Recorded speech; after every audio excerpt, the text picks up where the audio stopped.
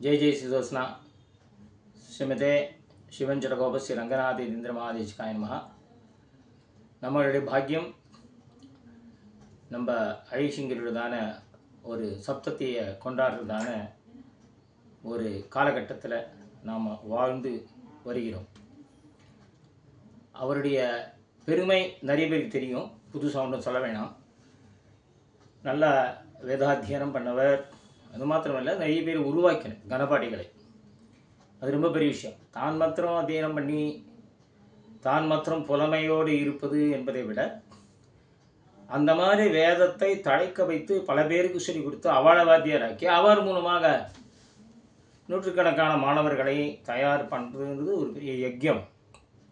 அந்த யஜ்யத்தை ஸ்ரீமத் ஐஷிங்கர் செய்து கொண்டு வருகிறார். ஐஷிங்கரோட சில அனுபவங்கள், அவருடைய சரித்திரம் நிறைய பேருக்கு தெரியும், எல்லாம் புத்தகங்களை படிச்சிருக்கேன் எல்லாரும். சில அனுபவங்களை பகிர்ந்து கொள்கிறேன். ஹைதராபாத்தில் எழுந்திருந்தபோது நடந்த சில சம்பவங்கள். ஒரு மாமி அடிக்கடி வந்து ஐஷிங்கரை தண்டனை பிச்சு ஒரு நாளைக்கு 3 வேளை தண்டனை பிச்சு அக்ஷதம் வாங்கிட்டு போவோம். ஐஷிங்கர் பொழுதே நிறைய அக்ஷதம் சாய்க்கும் இல்லையா. அப்போ நானே அந்த மாமியை பார்த்து கேட்டேன், என்னதுக்கு 3 தடவை சேவிக்கிறீங்களோ, ஒரு தடவை வாங்கிட்ட போகிறாதா? ஐஷிங்கருக்கும் கை வலிக்கும் இல்லையா, ஆச்சாரியால் யாராக இருந்தாலும். அது என்ன எடுத்துன்னு போய் என்ன பண்ண போகிறீங்க, என்ன மஞ்சள் பொங்கலாக பண்ண போகிறீங்கன்னு ஒருமே கேட்டேன். அந்த மாமி தெரிஞ்ச மாமி. உடனே ஐஷிங்க சார் மஞ்சள் பொங்கல் தான் பண்ணிக்கிட்டு மேடா, எடுத்துன்னு போட்டேன் மேடா அப்படின்னு சாய்ச்சாச்சு. அது ஒரு கருணை.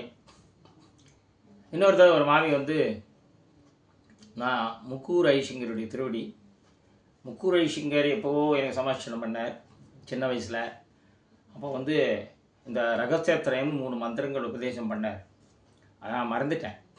இப்போ மறுபடியும் இந்த ஐஷிங்கன்னு போய் வாங்கிக்கலாமா அப்படின்னு கேட்டான். அப்படின்னு சொன்னேன், இந்த மாதிரி ஒருத்தரை மறந்துட்டு எப்போனா இது உபதேசம் பண்ணுறதே காரியமாயிடும். அவர் எப்போ சமாச்சாரம் பண்ணது பாருங்க, அது முடியும் எவ்வளோ காரியங்கள் இதெல்லாம் பண்ணிட்டு இருப்பாடா, ஏதோ புத்தகத்தை பார்த்து கற்றுக்குங்கோ அப்படின்னு சொன்னேன்.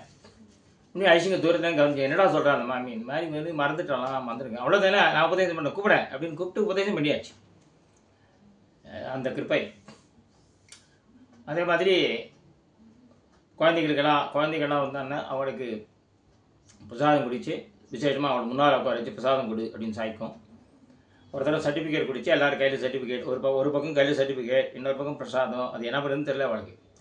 அவள் குழந்தைகள் இல்லையா எச்சம் பண்ணி சாப்பிடாருந்துச்சு. நான் எச்சம் பண்ணாதீங்க அப்படின்னு, பெரியவாலாம் சாப்பிட்றீங்க எச்சம் பண்ணிட்டு அவளை சொல்ல தெரியல உனக்கு, சின்ன குழந்தைய போய் சொல்கிறேன் அது மாதிரி சாப்பிட்ற, நீ பாட்டு சாப்பிட்றா அப்படின்னு சாய்ச்சாச்சு.